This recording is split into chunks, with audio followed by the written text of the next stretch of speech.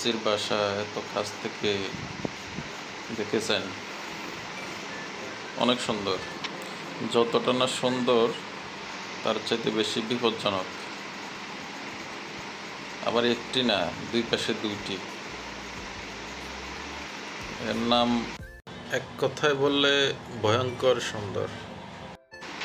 আমি কিন্তু এখানে মৌচাক ভাঙার জন্য আসিনি, এসেছি এই যে এই এসিটা রিপেয়ার করার জন্য।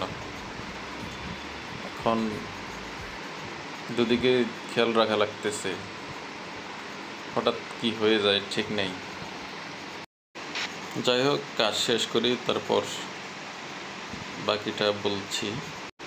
কাজ শেষে আরেকটি মজার বিষয় আছে, যেটা দেখাচ্ছি।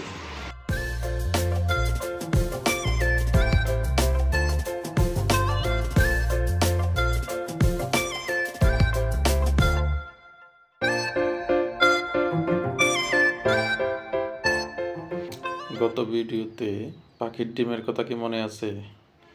না, আজকে পাখির ডিম না, আজকে পাখির বাচ্চাই দেখাবো। যাই হোক, আমার কাজ শেষ। যেটি বলতে চেয়েছিলাম সেই মজার বিষয়টিতে আসতেছি। যেহেতু বেশ কয়েক মাস এসিটি বন্ধ ছিল, এই জন্য চালু করে দেখছিলাম যে পাখির বাচ্চার কোনো অসুবিধা হয় কিনা। প্রথমে ভেবেছিলাম পাখির বাচ্চা হয়তো পানি খাচ্ছে, পরে দেখলাম যে এত ঠান্ডা পানি কোনোভাবেই খাওয়ার উপযোগী না।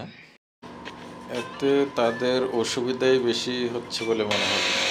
ঠান্ডা পানি এদের গায়ে লাগাতে ক্ষতির সম্ভাবনাই বেশি মনে হলো। চিন্তা করতেছি কি করা যায়, এদিকে তো মৌমাছির টেনশন আছেই। তাছাড়া এই দুটি বাচ্চাকে কিভাবে ক্ষতির মুখে রেখে চলে যাওয়া যায়। যাক, একটা উপায় মাথায় আসলো, দেখি, চেষ্টা করি। পাখির বাচ্চাগুলোকে বের করে নিয়ে আসলাম, আর একটি পানির বোতলকে কেটে ঠান্ডা পাইপটির নিচে দিয়ে দিলাম।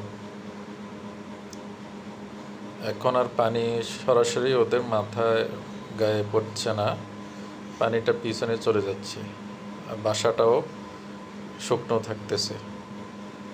এর সাথে ভালো মনে হয় আর করা সম্ভব কিনা জানি না।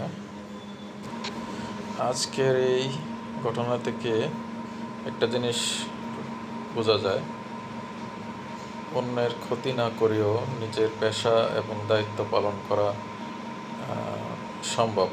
একটু মানবিক হলেই এটা সম্ভব।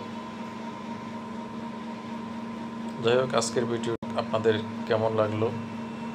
যদি ভালো লেগে থাকে সাবস্ক্রাইব করবেন এবং লাইক শেয়ার করবেন। ধন্যবাদ, আল্লাহ হাফিজ।